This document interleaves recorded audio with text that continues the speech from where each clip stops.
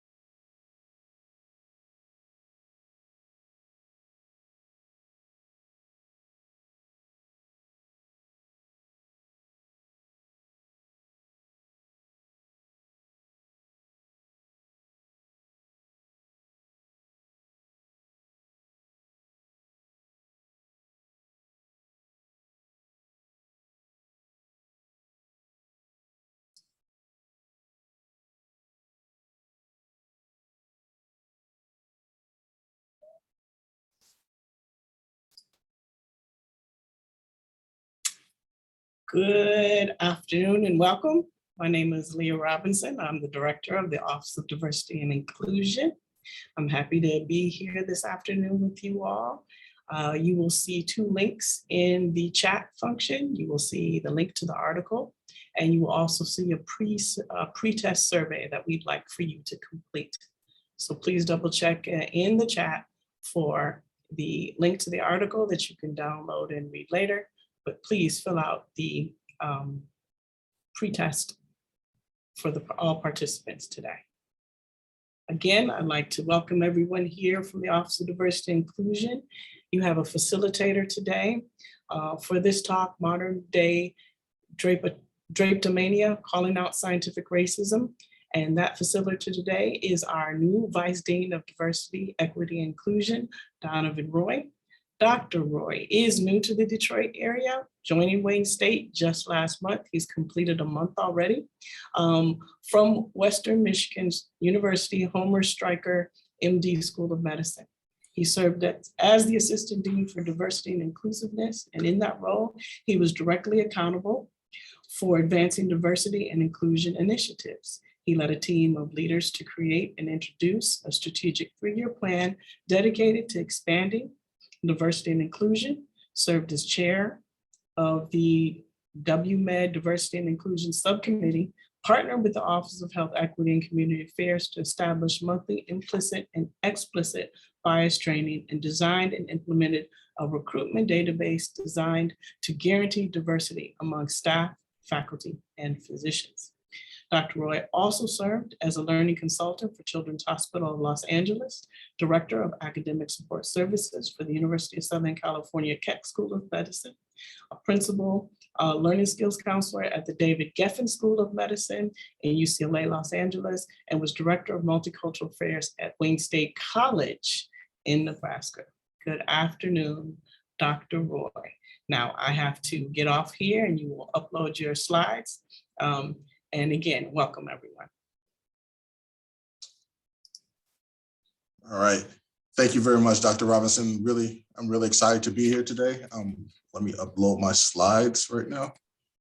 Give me a second.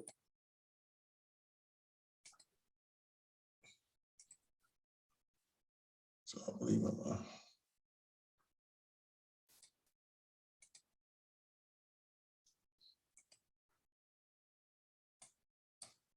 can everyone see my slides right now? We can. You need to jump to yours though. Okay.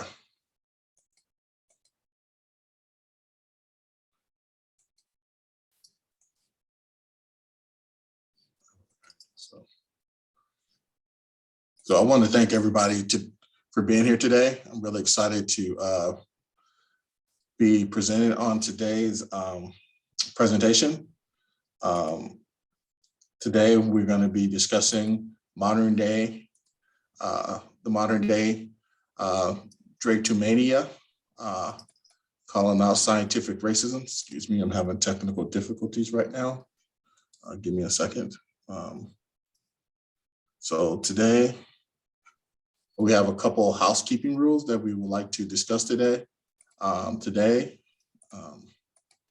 Dr. Robinson, can you run my slides for me? Because let me see what I can do. Sure. Thank you very much. So we have a couple of housekeeping rules before we get started today. So what we want to cover today is, unless you are talking, mute your mics. Please turn on your camera whenever possible so that we can see you, and also to allow us encourage a full engaged discussion. Another way to engage in this conversation is through the chat function, allowing you to provide additional comments or questions. Dr. Robinson, can you click to the next slides? So there are 4 key discussion points today. First, we will be discussing the historical roots of racism in medicine, in white supremacy and anti-Blackness. Second key point is defining scientific racism and articulating racism as a social political construct produced by racism, not a biological risk factor that is currently incorrectly used in medicine, public health, and healthcare. Then the third key focus is to highlight how scientific racism persists in modern medical education, practice, and research, and the implication on policy, resource allocation, and health outcomes. Finally, our 4th discussion point will be to identify pathways into dismantling and eliminating scientific racism in medical education, publication, research studies, practice, and policies.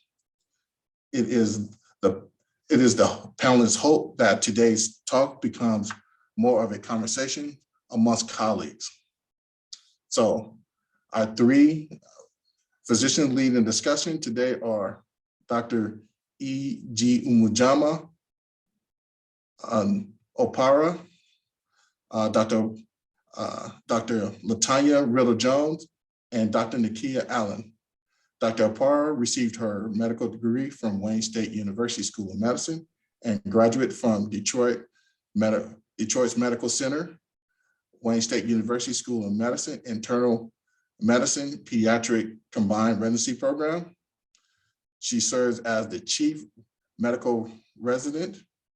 Currently, she is a double board certified assistant professor of internal medicine and pediatric at Wayne State University School of Medicine, associate program director of the internal medicine pediatric residency program, and attending physician with Wayne State University Physician Group. She holds several leadership roles at Wayne State University School of Medicine that focuses on health equity, global and urban health initiatives, and social justice in medicine. Our next panelist is Dr. Riddle, graduated with a degree in chemical engineering at Michigan State University. She received her medical degree at Wayne State University School of Medicine. She completed a residency at Detroit Medical Center, Wayne State University School of Medicine, Internal Medicine Pediatric Program. Here at Wayne State University, she is an associate professor, medical degree, medical director for the Corktown Health Center, a medical home for Detroit's LGBTQ community, associate medical director for the Tri-County Breast and Cervical Cancer Control Program, faculty mentor for the Fit Kids 360 at Wayne State University School of Medicine, an obesity treatment program for children, and serves as a representative of the Diversity and Inclusive Committee for the Department of Internal Medicine.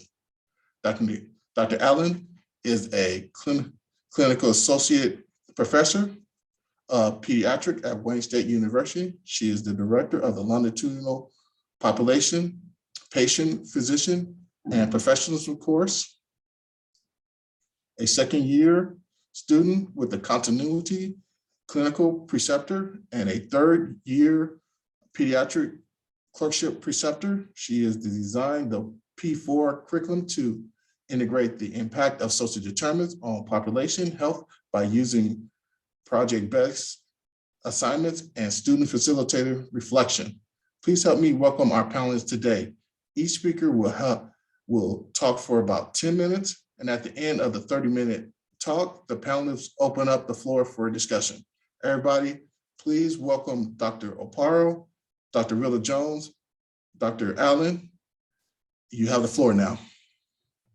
Thank you so much, Dr. Roy. That was an outstanding introduction and very kind. And so if you would give me a second to get my slides up and running. You know, this Zoom days, you know, we're in a day of the Zoom, honey. So we just have to do what we got to do. Now, while I'm doing that, good afternoon, good morning, good evening to all y'all out there in the world. And thank you so much for taking the time to join us. We know you could be doing so many things with your time, but for you to make the time to share with us in this moment is very meaningful, incredibly so. I want you to go ahead and put in the chat where you're repping this afternoon, okay? And what's the weather like? That's what I want to know. I want to know, is it hot or is it like what's going on right now in the Detroit area where it's like, are you kidding me, right? Every year I've been here for how many years and I'm still like, why is it so cold? So go ahead and introduce yourself, where you're from and what the heck is going on with the weather. How is climate change hitting you where you're at? Okay, why don't you go ahead and do that, and let's build some community in the chat as we get into it on today. All right. And I'm going to invite my co-panelists, Dr. Riddle Jones, Dr. Allen. Could you react to the chat? Because, you know, I'm multitasking. There's only so much I can do. So if you could go ahead and shout out who's in the chat and what the heck is going on there in terms of the weather, I would love to hear that audibly. Well, someone said go green, so I'll let Dr. Riddle Jones handle that one. Loving it. But definitely it sounds like a lot of cold and a lot of gloves, mittens. Gloves and mittens, huh? I love it. Me too. All right. So while you're doing that now, I want you, as we begin the conversation, to start to write in the chat. For those of you who may have read our paper, what did you think about it? If you haven't read our paper, the link is in the chat. I want to invite either Dr. Roy, Dr. Robinson, my co-panelists, to go ahead and read, because as people join, they miss whatever is posted before. Go ahead and post it in the chat so folks can have access to it, okay? What did you think about it? If you didn't read it or you read it, what do you know about this topic? And sort of what are you expecting to get out of today's conversation? I'd like to hear that. Also, very importantly, right? Because we scientists up in here, we got to have the empirics. Right? Do that pre-test survey. So Dr. Robinson, if you could be so kind as to keep reposting that pre-test survey, because we need to know, is this impactful? Are we doing what we say we're doing? We need to know, honey, so that we know we can do better, and we go ahead and do better. So go ahead. There are 2 assignments right now as we get into the conversation. Complete the pre-test and also share your thoughts. If you read the paper, what were some reactions? Even if you didn't, what do you know about scientific racism? What do you know about drapetomania? So it is my pleasure to begin this conversation. My name is Ijeoma. Ijeoma Nodim Opara. Ijeoma means safe journey. I am honored to be here with my sisters, Dr. Latanya Riddle-Jones and Dr. Nakia Allen, my sisters, my peer mentors, my colleagues, my friends, and we are presenting to you modern day drapetomania, calling out scientific racism. And I have a prize for whoever can put in the chat who this picture is, or who this sculpture is of. Who is this sculpture, and why is this individual, this figure, relevant to this conversation? And I'm going to check it when I'm done.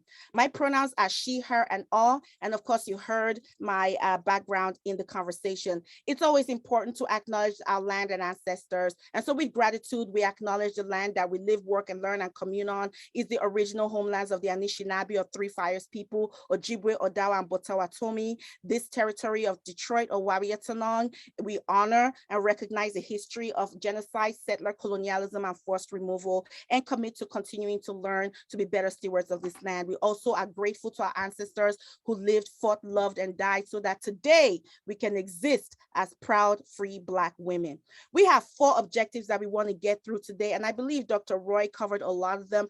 I'm not going to go into it in depth except to say, and you should have had it when you registered, to describe the historical roots, define scientific racism, and establish that race is a socio-political construct, if you don't remember anything else, produced by racism and not a biological risk factor, and to highlight the ways that it persists today and identify pathways in moving forward. Now, you might ask yourself, wait a minute, it's not every day I get to see 3 divine goddesses in white coats hanging out together. What is even the deal with these women over here? And I'd like to tell you that the deal is decades long.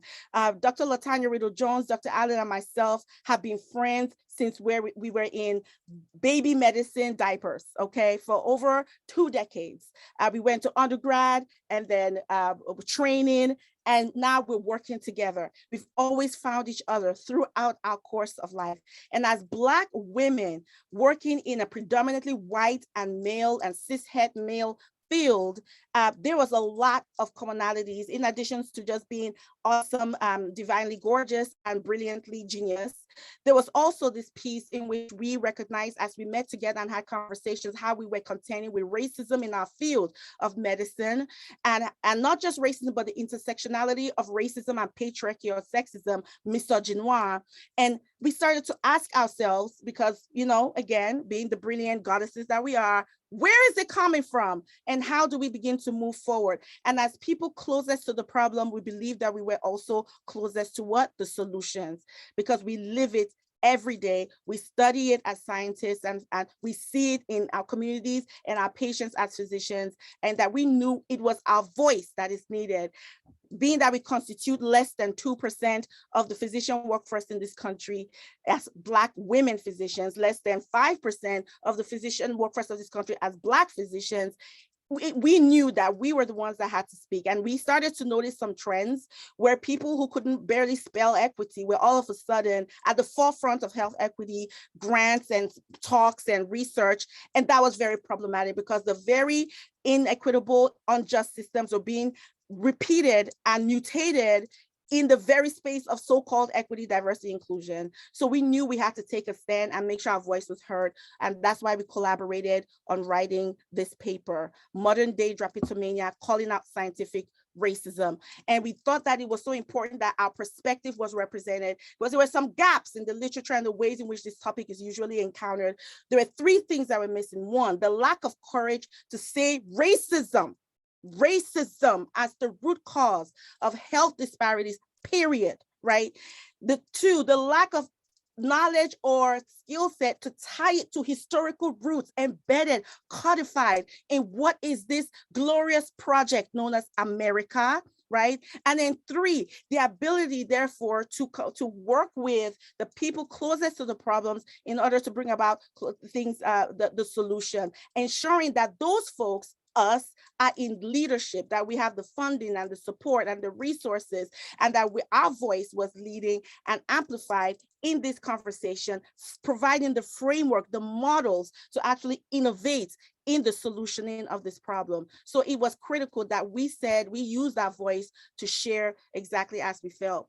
And so our paper, again, the goal of this conversation, we're not going to go all the way in depth. We only have like an hour with each other, okay? And, it's not enough time to get in depth. Read the paper, read the references, and multitude of resources that are available. This is the beginnings of the beginnings of the beginnings of a conversation. It is not the entire conversation, and it's not right to have that that is an unrealistic expectation. Our paper is organized in a certain way, and our conversation will be organized in a certain way today. I'm going to touch a little bit on history. Where did scientific racism come from? Dr. Allen, I'm going to then pass it to Dr. Allen, who will talk a little bit about how it shows up in present day ecosystem of medicine, academia, and science. And Dr. Riddle Jones will take us to the way forward, and then we'll open up for conversation. Is that okay? If that's okay, go ahead and put in the chat and say yay, yay. Say yay, yay in the chat, okay? Say yay, yay for me. All right. Now, my uncle I call him Dr. because he's every title. Mr. the one and only James Baldwin, okay? And one of the most amazing quotes, I mean, everything he's written is gold. I love this one. This is one of my favorite. Not everything that is faced can be changed, but nothing can be changed until it is faced. And you may have heard of that saying, but we often forget to mention another part of that quote, which is this: history is not the past. It is the present. We carry our history with us. We are our history. And if we pretend otherwise, honey, we literally are criminals. And it's an important point to make, because often people say, well, that was in the past. That was in the past. Listen here, if you don't get anything out of this conversation, I want you to be able to be equipped with asking this question: why, how come, how did we get here? If you are equipped in asking why, how come, and how did we get here, honey, you are 50% to the way of the solution. So to establish this conversation, to draw context, we need to make sure we're talking about the same thing. And that is to make our definitions and terminologies clear. What is race? When we talk about race, what is it? And this is very important, because what we realize as practicing physicians, scientists, advocates, activists in this space, and scholars, was that folks were out here talking about race and not really knowing what it was. And if you don't even understand what race is, absolutely, folks were out here totally misdefining and being confused around even the word racism. All right. And so race is a socio-political cultural construct that groups people together based on perceived biological similarities. But and why is that word underlined? Perceived by whom? Perceived by whom? All right. It is around social groupings with made up, invented demarcations that have changed over time, and they vary around the world. Some of us who are Black here are white in Brazil, are mixed in South Africa, are something else in another country. Race is a socio-political cultural construct. It is not biological. In fact, lawmakers, not biologists, have invented the legal definitions of race. So when we actually design studies, right, to understand humans, and we have them check boxes from the census classification, what does that boxes for? And we'll explore that question further. Again, not biological or genetic. It was created in the 1700s to justify the systemic subjugation of African and indigenous people to legitimize chattel slavery and colonialism and maintain economic and political power and privilege among those who identified as white, who created this racial classification and labeled it white according to phenotype, according to appearance, not according to what was underneath the skin. And those folks are were from Europe and then white American, and based on, again, European stereotypes of cultural difference and the mismeasures of physiologic characteristics. It is very important to make very clear, okay, race is not the same thing as ethnicity, and is 100% not the same thing as ancestry.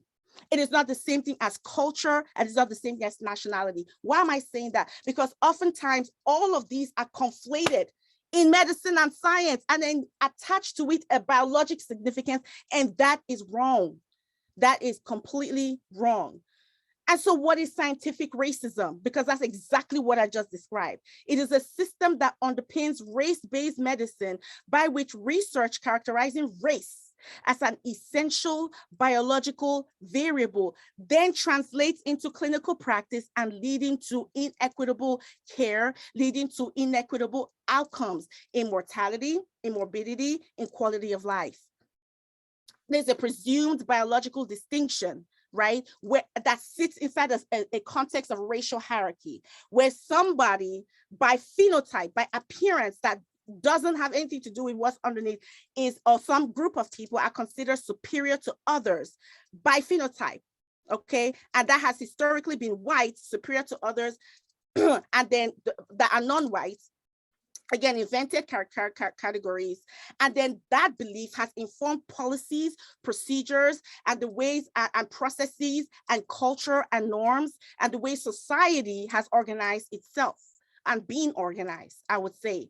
So that speaks to housing, education, health, healthcare, et cetera, right? Criminal justice, et cetera. It is important to note that there's incredible genetic diversity, and the location of the largest amount of genetic diversity lives on the continent of Africa.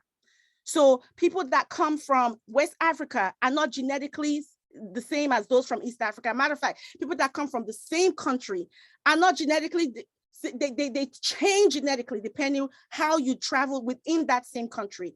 And they all have the same phenotype, but different genotype. Phenotype is not genotype. And this is an extreme important basis to understand populations, which is often obfuscated and obscured when it comes to medicine and science. I'm going to be very quick because I need to move on and hand over the mic. This comes from a long line, a long history. You can read the paper for more information. This guy named Carl Linnaeus, a Swedish botanist, who actually is one of the people that are responsible for creating this organization according to phenotype and applying it to humans. And then you have folks like Charles Darwin, who wrote The Origin of Species, and a lot of us know The Origin of Species, but we don't really refer to this, the subtitle of that work, which is The Preservation of Favored Races in the Struggle for Life. And Charles Darwin was one of the purveyors of the pseudoscience of polygenism, which stated that different quote unquote races of people emerge from different genetic lines all over the world, which is incorrect. We know everybody came from Africa, okay? And then saying, therefore, and as everybody emerged from different genetic lines, it's organized by hierarchy. And so you have the Nordic ideal, which is white, and then you have Black, and then you have orangutans or apes, okay? And a lot of these folks were also intersectionally extremely patriarchal and sexist. So, you know, surprise there, which leads us to the role of physicians in this space. Tons of physicians. We have Dr. Samuel Cartwright, who is sort of the protagonist of our story, of, shall we say, villain in our paper. And what then started to happen was the need to then define an innate, inherent pathology inside of Blackness.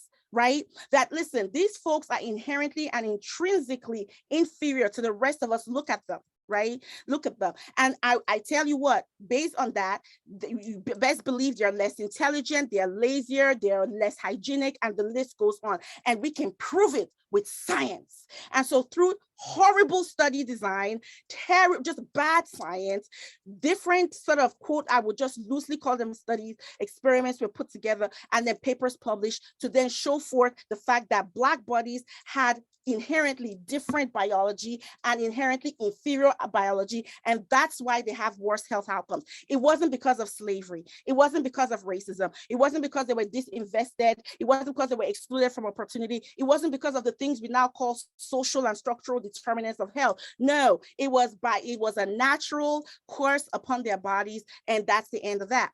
And that thought process continues to today. It informs the way we teach in medical education, the ways we design studies and research and publish, review, edit, and publish them, the way our clinical algorithms for determining our diagnosis and care plan and care management, where we treat racialized individuals as if it is truly a biological proxy, and it is not. Race is a proxy for racism. It is not a proxy for biology, period. And so Dr. Cartwright's book, Diseases and a write-up of the Negro race, it wasn't just drapetomania. And drapetomania was a psychiatric diagnosis of runaway. So when an enslaved African ran from their enslavers, that was the pathology. How dare you run? It is in your biology to be submissive and subjugated. If you run away, something is wrong with you. It was treated as what? An illness. It was pathologized. Normal human responses that when they come from Black bodies are pathologized as disease. That continues today. We see that in medicine. We see that in CPS, in social work, in child and adult protective services. We see that in interfacing with in the educational system. We see that in the criminal justice system, when normal responses to stress, to oppression is that, whoa, it's pathologized. Well, let's look at your kidney. Why do you have high rates of hypertension, diabetes, cancers, autoimmune illness, mental illness, etc.? It's something to do with your kidney, with your lungs, with your heart, not the oppressive system that we created and we perpetuate and we benefit from. No, far be it. It's got to be your biology. And so that is scientific racism, brothers and sisters. And he also invented other pathologies, dysesthesia ethiopica, which was laziness and rascality. He stated that Black folks had smaller vessels and brains. Believe it or not, I have seen papers that have published in this decade that have referenced the same nonsense. It is important to understand that all these pieces, first of all, that science is not as objective as we like it to be. That science, medicine, these are actually social sciences. And Rudolf Virchow said so as far back as 1848, that medicine is just social, is a social science, ultimately. Okay, it's not as objective. It is informed by culture and by the socio-political and cultural environment of the people who are practicing it. And in this case, it is rooted oftentimes when it comes to addressing health and population-based health and looking at health of those who are white and not white in white supremacy and anti-Blackness. It is rooted in an inherent belief in the dehumanization of those who are Black and brown. It is rooted in an inherent belief that those who are white are worthy and just naturally and divinely deserving of economic and political power. And these are the efforts to hoard that. It is rooted in capitalism. And of course, you have the intersectionality in terms of multiple lines of oppression. So it shows up, like I said, in disparities of mortality, morbidity, quality of life. It showed up in the eugenics movement. If you don't understand that, please go look that up and we can have that conversation offline. It shows up in the multiple Henrietta Lacks issues, the syphilis studies, which you guys call Tuskegee, but it has its own official name. The issue with Marion Sims and using Black women as a experiment. This is not that long ago, and it actually continues today in studies that y'all don't even really know about. I want to end here with, again, my uncle, James Baldwin. People are trapped in history and history is trapped in them. We still continue to pathologize Blackness. We've seen that in COVID-19 pandemic and the ways that once it became clear that Black folks were predominantly being affected by the pandemic, it became a Black disease. Before the SARS-CoV-2 of the Rona ran around, it's like, nope. Everybody gets this. I'm just following the pathways of the social organization you've already put in place. If you have people that you have historically and continually excluded from opportunities, they are going to be negatively impacted by any insult to the society, period. All right. We saw that the ways that science and medicine ran to explain those disparities by, I wonder what receptors are different in the noses of the Negro. I wonder how their lungs are different. Why are they dying predominantly? Is it the ways their lung responds to ventilator? Scientific racism. We need to start changing the questions that we ask in medicine and in research. We see that in vaccine appetite and injustice. We see that in the ways that nations responded with a reflexive travel ban to an entire region of a continent because of the Omicron variant, and even started calling it the South African variant when it's not the South African variant. And now we know that it came from Europe. We see that today because we have not learned from history, and therefore we are doomed to repeat it. And so how are we repeating it today in medicine and science? I want to pass the mic to my sister, Dr. Allen, to share more about that. Thank you so much, Dr. Opara. I appreciate you giving me this introduction and opportunity to work with you yet again. We have known each other since college, Dr. Riddle-Jones at Michigan State. So we have all been friends in a similar sphere, and this is how we're going to continue to move forward in the future. So once again, I am Nakia Allen, and you have heard about me at the beginning of this talk. So I want to remind everyone of something else that happened a long time ago, and that was the Human Genome Project in 2003, where this study definitively finds that race has no genetic basis and human beings are 99.9% identical genetically. So what does this mean? It means that we're ignoring something that we proved definitively 20 years ago in all of these different avenues.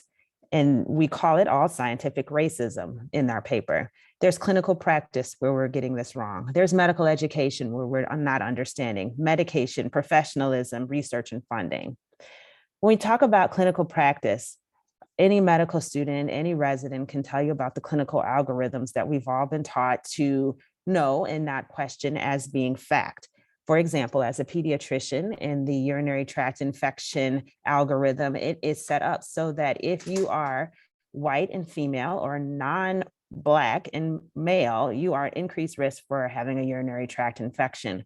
What this means is that we are less likely to screen our children for having something that is easily treated just because of their ethnicity and their race, which is not the way that we want to move forward. And race-based diagnoses that ignores environmental and social and structural determinants of health. What happens and what questions people have when we have someone who has sickle cell? Can someone white show up with sickle cell? Whose parents are actually at risk for having this? And the same, as is often seen in our clinic practice, and me personally, what happens when you have a Black child with cystic fibrosis? That usually gives people cause to question because of the way that we're taught. Cystic fibrosis is very common in someone who does not look like me, and more so looks like the rest of the society that doesn't look like me. So what happens when we deal, and should we be deferentially treating these patients?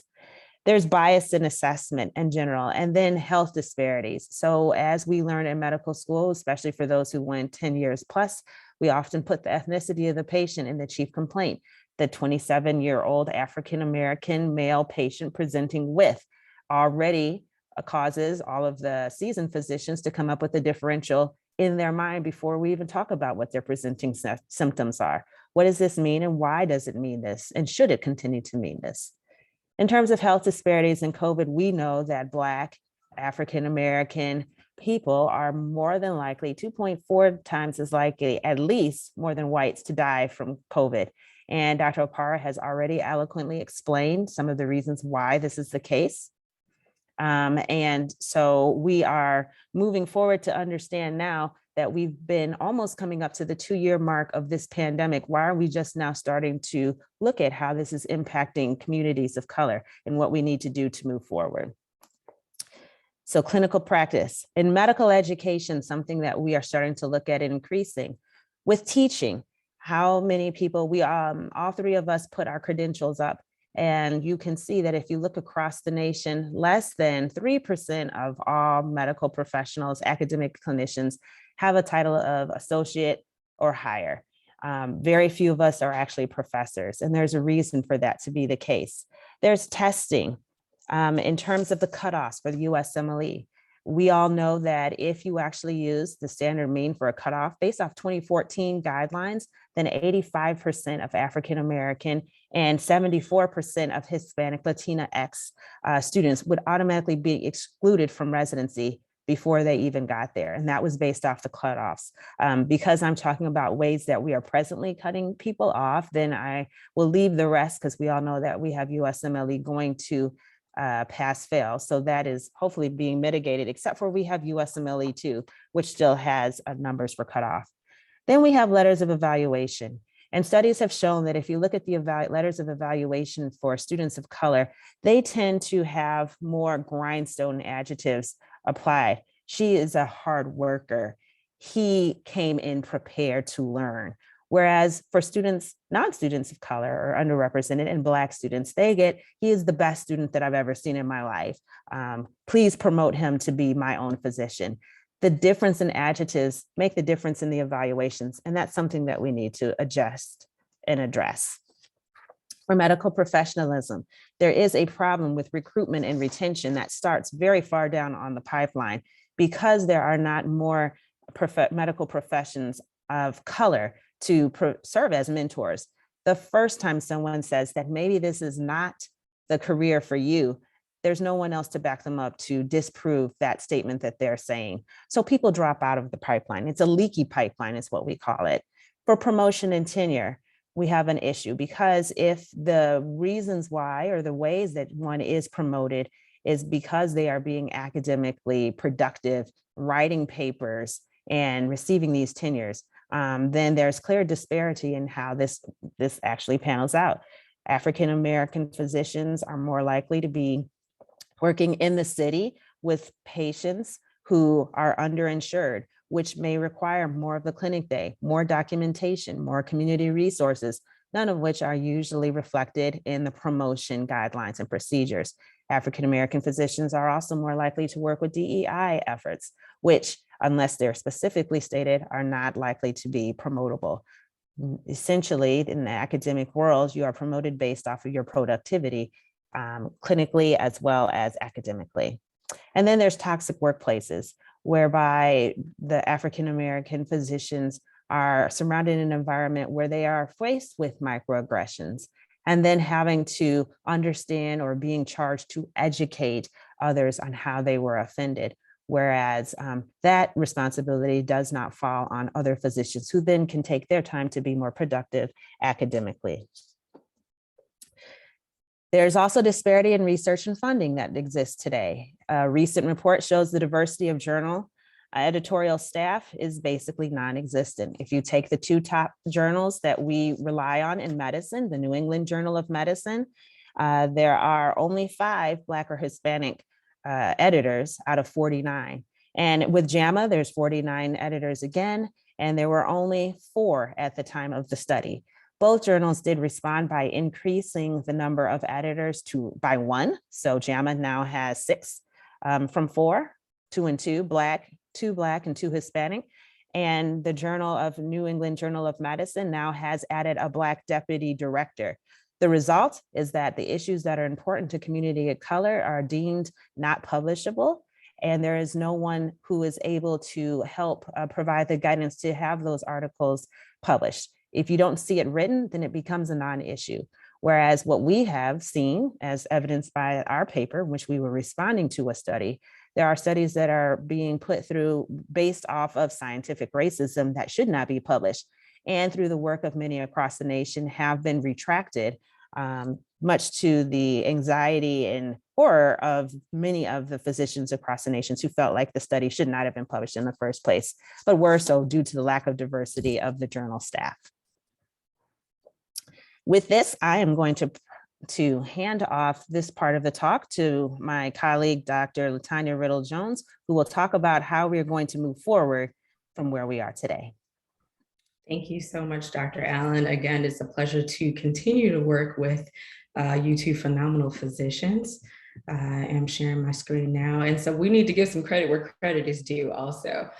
I was at Michigan State in East Lansing. You all were in Ann Arbor at U of M, and we met at the Student National Medical Association Conference, our freshman year of college, because we had great mentorship. And for those of you who don't know, the SNMA, Student National Medical Association, is a undergraduate or student branch of the National Medical Association. And so the National Medical Association was created because African-American or Black physicians were not allowed to join the American Medical Association. So there was a need, and that need was met by our own colleagues, those who came before us. So I just wanted to mention that because representation absolutely matters, okay? And I'm gonna come back to that in a moment. Again, you all know who I am at this point in the talk. We will keep things moving due to time. I'm Dr. LaTanya Riddle-Jones.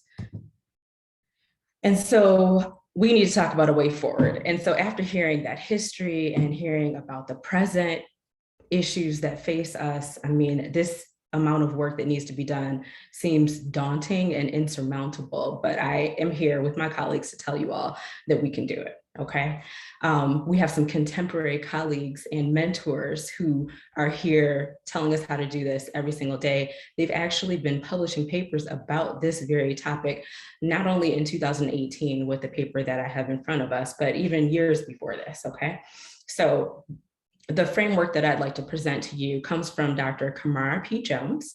And so Dr. Kamara P. Jones, this is an editorial piece on critical race theory. And in this paper, she talks about the fact that we need to name racism, and you all have heard that so far. She also mentions that we need to ask, how is racism operating here, which you just heard from Dr. Allen, okay? Now I'm going to talk a little bit about organizing and strategizing to act. All right, and so the name of this paper for you all, and I think everyone should read this, is Toward the Science and Practice of Anti-Racism, Launching a National Campaign Against Racism. And I just want to let you all know that there's more to come from Dr. Jones on this topic and a deeper dive pretty soon, okay? So, Anti-Racism Collaborative Framework. This is the framework that she presents in this paper, and in no particular order, 8 various things that we need to look at, okay? So like I said, in no particular order, we need to look at communication and dissemination, education and development, global matters, history, liaison and partnership, organizational excellence, policy and legislation, science and publication, okay? We'll come back to this in a moment. Now, race-based, which is what we've been talking about, to race-conscious medicine, okay? So 2 very important papers that I present to you right here. The one on the right is Hidden in Plain Sight, Reconsidering the Use of Race Correlation in Clinical Algorithms, which you've already heard a little bit about from both Dr. Allen and Dr. Opara. But then we also have from the Lancet, From Race-Based to Race-Conscious Medicine, How Anti-Racist Uprisings Call Us to Action. And I know that I have always been motivated to work and to do this work, but after the passing, the killing of George Floyd, I think we all had a renewed energy to do more in the settings and to use our platforms to do this work. Okay, so that's the basis of this paper. Now, race-based versus race-conscious. So you all have heard a lot about what race-based medicine is, but very quickly, race ill-defined and inferred to have biological significance, which you all just heard is absolutely untrue. From research, we've got basic or translational science studies that link race with biology. Wrong again. Medical education, biologized concepts of race that are reinforced. Racial groups understood as inherently diseased. No, that's not true. And then clinical practice, racially tailored clinical practices, and then healthcare bias and stereotyping. And all of that leads to racial health inequities, okay? You heard that, you know that now, all right? Race-conscious medicine, what is that? And have you heard that term? Many of us had not heard that term until this paper, but let me tell you what that is. It's race, as you've heard, is a socio-political construct, okay? Now, from a research standpoint, the effects of structural racism, they need to be analyzed. Medical education-wise, the consequences of racism on health need to be taught, okay? And then from clinical practice, support provided to overcome structural and barriers structural barriers to health, okay? And what this will lead to is reduction in racial health inequities. At least that's the hope. And we actually see that this is actually helping to improve outcomes. Now, how is racism operating here? Okay, this is a question that Dr. Jones is asking us to look at, and then Dr. Allen just presented information on. So really quickly, an example for us to focus on in the next couple of minutes, EGFR, okay? So how race is used. For EGFR, Black patients, there was a multiplier in the equation, and that multiplier led to potential harm, and it caused Black patients to experience delays in dialysis and transplant referral, okay?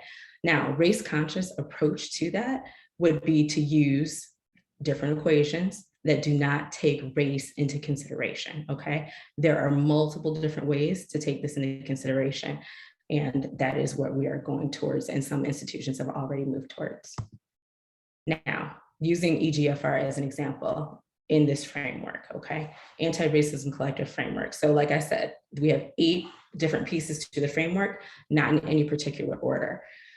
What is being done and how did we use that here at Wayne State in the Department of Internal Medicine, okay? So communication dissemination, education development, global matters, history, liaison partnership, organizational excellence, policy and legislation, science and publication. Now, this is a huge issue. And so several leaders, specifically Dr. Opara, brought this to the Department of Internal Medicine, communicated the fact that we needed to do something, because each day that we didn't do something to take race out of the equation, when it came to calculating the EGFR with our patients, we were doing harm to our patients and causing poor clinical outcomes. So communication, dissemination of information, education, development. We brought in international and national speakers to our grand rounds, okay, to get, to prove what was going on. And these people were not only working with national organizations in collaboration, improving organizational excellence with the National Kidney Foundation and with the American Society of Nephrology to make these changes, but they also were writing scripts for shows like Grey's Anatomy, so that the information could be disseminated to the general public and the general population to make the awareness greater, okay? Now, move forward actually a couple of years, and there's policy changes. The algorithm and the recommendations for the labs have been changed as of 2021, this past summer. And so now, as an organization and as a department, we are moving forward to work within the Detroit Medical Center, within Wayne Health, within the Wayne State University School of Medicine, to not only teach the students and have the students teach us as well, that we need to make these changes, but we're working with the labs that we work with. We're also working to educate the physicians in making these decisions and the broader organization as to what we need to do to improve the overall health of our patients and our community, okay? And we are pushing out publications and changing science, all right? So this is an example, one example of how we can use a framework from a contemporary who is an African-American woman who is a physician and a public health expert in this field. We're all working collaboratively to make a change, okay? So what did I say in the beginning of this? Representation matters, okay? Which is why I talked about the SNMA and the fact that that's where we met. We had great mentors who made us go to that conference as first-year students in undergrad, okay? We networked and we were educated by our contemporaries, those above us, and our peers, okay? We took that information and we disseminated that across other platforms and the places where we were. Now we are working collaboratively as a team. We were successful in getting to where we are right now, and we're publishing. This paper is an example of how this framework can work, okay? I know we are pressed for time. There's so much more that we need to work together to do, but we can do this together, okay? I'm gonna pass the mic to Dr. Opara so that she can give you all our call to action. Thank you. Thank you so much, Dr. Riddle-Jones, outstanding. And because we're pressed for time, we're gonna zoom it down to where we need to be. Dr. Riddle-Jones, do you see my screen? Yes, I do. Thank you. First of all, I want to thank my daddy because he popped in. My daddy is the older Dr. Nodim, Dr. Joseph Ogbonna Nodim at University of Michigan, and he edited our paper. I want to honor him. I want to honor my brother and friend, Dr. Jamie Snell, Dr. Brittany James. Just want to really, it's so important and good equity and justice practice to name names and honor those who contribute to your success. And our paper would not have been successful without these folks. They were not co-authors, but their input was invaluable and extremely valid and invaluable. Also, shout out to those who knew the answer to the sculpture was Imhotep, the first documented physician, African from Egypt, 2,000 years prior to Hippocrates, who is commonly known as the father of medicine. Imhotep was practicing medicine and documenting as well. So shout out.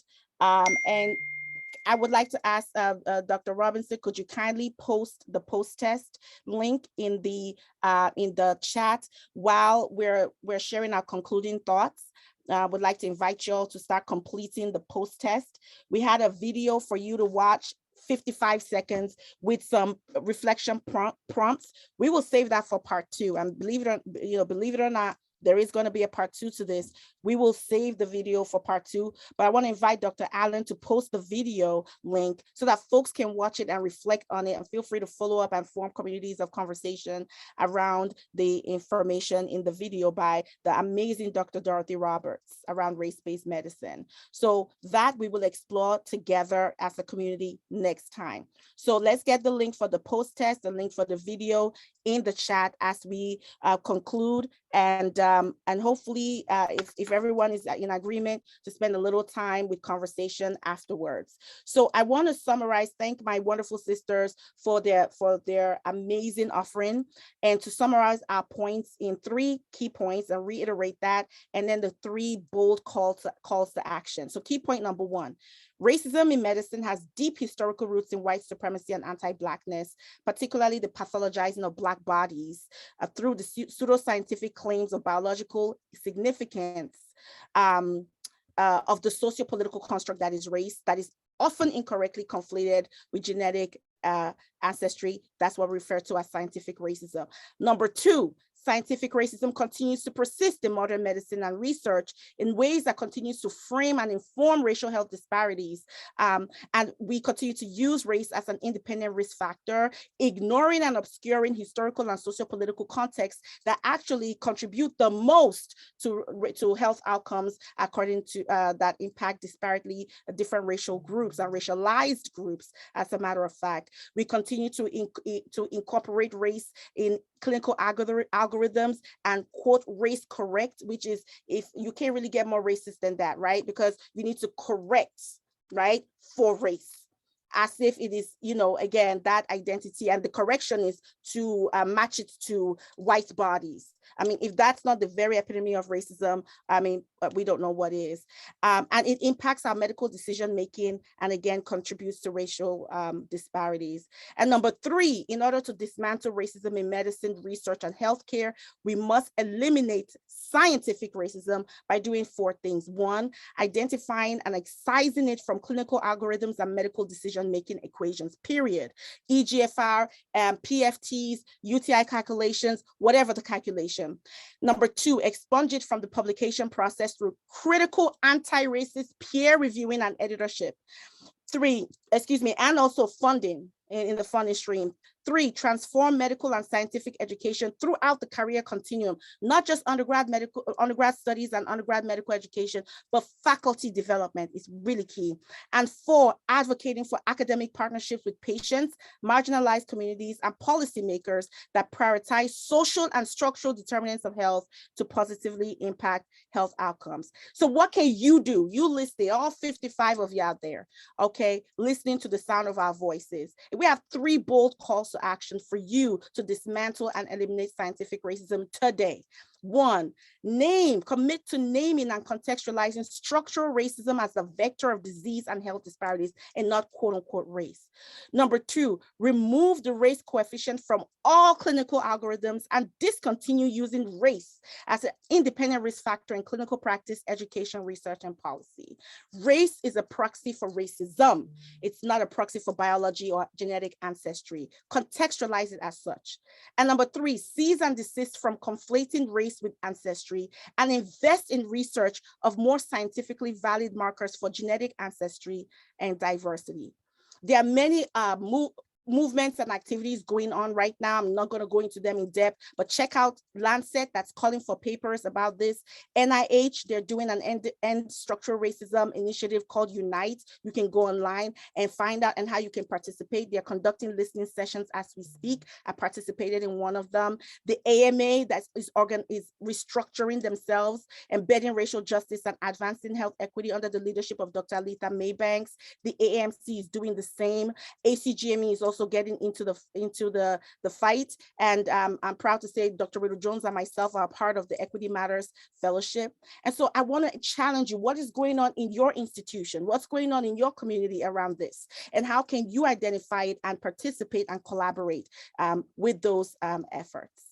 So inviting you to pause in this moment as you walk through the post-test and reflect on what you've learned. This is the video that we would have played for you, but please go ahead and watch it, and then ask yourself, now that you've listened to this talk, how could, she ends the question at the 55-second mark is, how can they, doctors, scientists, make scientific findings about my genes if I put down my social identity as a Black woman? Go ahead. What would you say to her if a patient or a research participant asked you that question? What would you say to them? Put that in the chat. Okay, put that in the chat. So we want to thank you. Contact and follow us. This is our email. We are active on social media. I burn Twitter up on the daily. These are our handles at INNODIM, at ALN Nakia, and at L Riddle Jones. And you can also email us. We thank you for your attention, and we want to pass it on to Dr. Roy to moderate any questions. We appreciate you. Thank you, thank you, thank you. Wow, this was fantastic. This is my first speaker series I've attended in my new role, and I was blown away by these three phenomenal physicians that we have at Wayne State. I'm very blessed to be here and having them as colleagues and champions for improving diversity, not only in this city of Detroit, but beyond. I want to open it up for any questions. I saw the chat room was on fire. There were a lot of great conversations going on, and I was wondering if you have any questions, please on mic right now and ask these two wonderful physicians, three physicians, any questions you might have.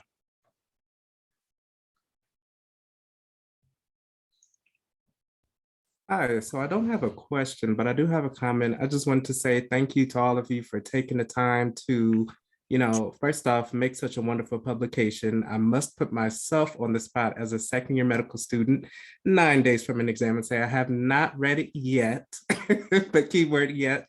I did not want to miss this phenomenal conversation in regards to just scientific racism, because, as we're studying and we get into the algorithms of medical education and we learn the risk factors, I'll never forget one of the first conversations I had with a colleague where it's like, oh, that's a Black woman with a lung issue. It's sarcoidosis. Right. And I'm just like, why is that the key thing you look at to determine your answer?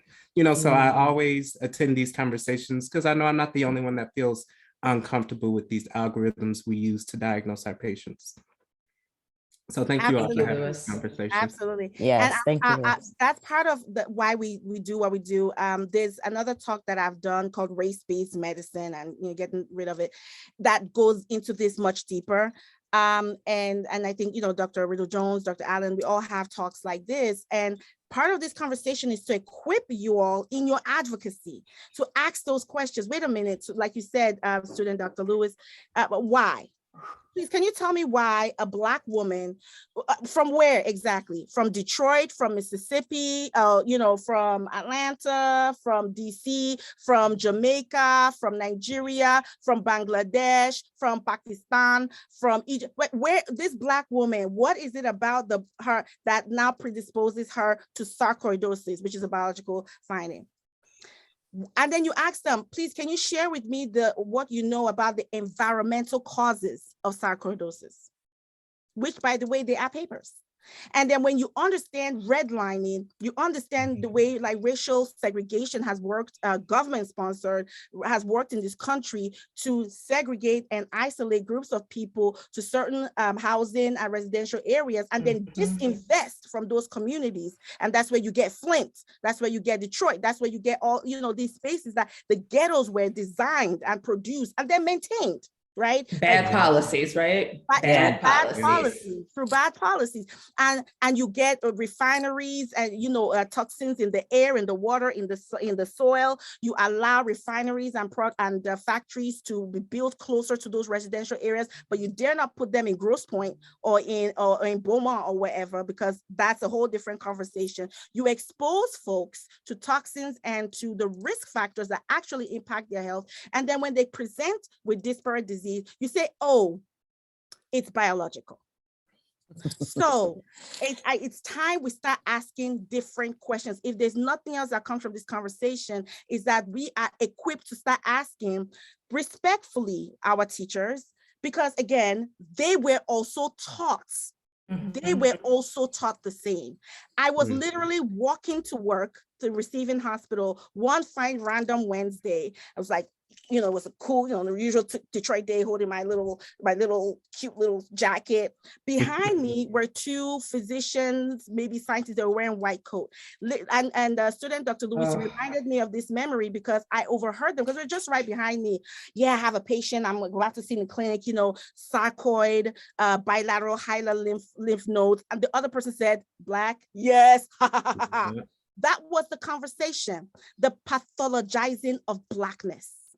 And the ability to have language around it and just turn around and just say, oh, that's fascinating. Tell me more. What is it about melanin that magically increases the risk factors to develop granulomas in the lungs or anywhere else? Can we make that connection, please? And then can you tell me what we do know about the environmental causes that do that, and how people with a certain amount of melanin are systematically put in places with certain amount of toxic exposures, and et cetera. We still need more research and funding. This kind of connection has been going on since the 16th century. It's not new.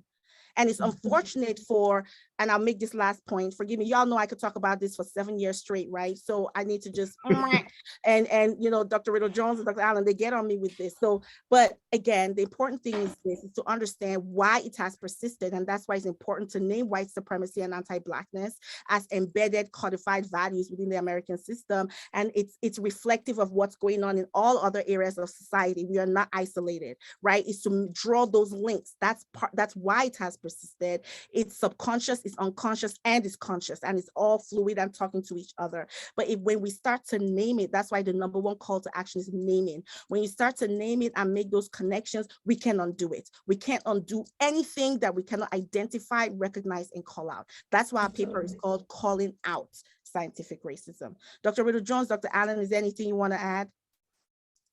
No, I really, as usual. Absolutely. We were watching the chat and making sure we were keeping up. So just encouraging everyone to keep the conversation flowing. Thank you. And one last thing, only because I know time is sensitive. One last thing I wanted to say in regards to what you all shared in terms of my comment about just the scientific racism, racism and how it shows up in our medical education. I would love if we could have a follow-up conversation with someone who writes these exams, or at least, a PhD who participates in the process, because I think, that endorphin release where it's like, oh, you're most likely to get the correct answer by following these stereotypes or following these algorithms that are linked, literally directed to race. I just feel like it's going to be a never-ending battle, because if the correct answer is most likely going to be, oh, it's that Black woman living in the ghetto, that's sarcoidosis, I need those points to become a doctor. So it's No, just, absolutely, Lewis. And these Yeah. conversations are happening in Exactly. the testing spaces as well, just so you know. Now the testing, testing lags behind a couple of years. So just want, no, that doesn't excuse it, right? It does not excuse it. Mhm. But I do want you to know the conversations are happening. And actually, thank you for that suggestion. That's actually an excellent suggestion, okay? And everyone in the audience, please continue to speak up and speak out. That's the biggest thing that we can do. Speak up and speak out, and make sure that you continue to educate yourself on everything that we talked about today and more. Okay. And then Lewis, we need to make sure we're encouraging you who posed the question to make sure that you are equipped to serve on those testing committees so that you can ask the question in that sphere as well. So let us know about your desire to pursue academic medicine. We're here. And but may I also add to that, because Dr. Allen, you spoke a lot about the minority tax / the majority subsidy. Yes, we will totally, like literally, I will lift Lewis up and carry him myself to the meeting so that he is, yes, right? But also it is the responsibility of those who are not Black and brown to also do the same. We can't always be the ones that are out here putting our lives, our jobs, our families, and our wellness and health at risk to do the calling out. The reason it's not by mistake that we wrote in the way that we wrote that paper, in the very explicit way that we wrote, as 3 Black women that are sick and tired of being sick and tired, and understanding that our white code does not protect us from the impact of anti-Black racism and misogyny, okay, and how they two intersect, on our lives. And that was one of my not that I ever thought that it did, but that was one of my wake-up calls after the murder of George Floyd. I was like, shit. It doesn't matter what we do. It doesn't matter how educated. It doesn't matter how rich. It doesn't matter nothing. It doesn't matter. It has been codified, written to the consciousness of this nation that this skin, this phenotype is not human, period. We can be nice and polite, but there's an intrinsic internalization of that. And until we start saying that, we cannot get to truth and reconciliation. We cannot get to reparations and restorative justice. We cannot move forward as a nation. And you know what? Physicians have been complicit in that. But listen here, especially Black physicians. Physicians have also been huge advocates and activists for change historically, right? And so we have to understand, and when we take our position in that space, we can bring about the change that's necessary, but we have to be courageous. We have to be bold. We have to speak out, and then we have to back it up with action. So I just want to equip now, a lot of y'all are students. So, graduates, that's, I by no means, right? But you know what, circling back, it can't just be us. It cannot be just Black. It has historically been Black and brown, but it has to end. One of the reasons why the whole, after George Floyd, and it was a whole thing, and people started getting optimistic, was the number of non-melanated people that were on the streets, that were like, yes, that's unbelievable. We can't, no, not on our watch, that made a difference. Now it hasn't lasted. That's fine. We've seen this, been there, done that. We've seen it before, but it is really critical that when folks that are not Black and brown take responsibility and accountability in this space to also speak up and speak out and amplify the work of those who are Black and brown sacrificially serving, then we start to see movement. So I don't just want to place it only on Lewis, who, by the way, I know has like 65 jobs. He's like the leader of everything, like we all are, because we have to be, right? But we need to start holding our non-Black colleagues and peers accountable to also carry the burden. We have to carry together, many of them, in order to correct the inequities and injustice that we are still experiencing today. Otherwise, we will move forward, frankly. Thank you so much. Are there any more questions or comments? You guys have our contact information. I want to be respectful of time. It's 1:30, 1:50. I know many of us can sit here forever. And hey, I would love to, but please feel free to reach out to us by email, on social media, Instagram, Twitter, and we can continue the conversations. If you want any of us to come talk at your events or your organizations or your society, your spheres of influence, your church, your mosque, your temple, your synagogue, please feel free to reach out to us. Let's have that conversation.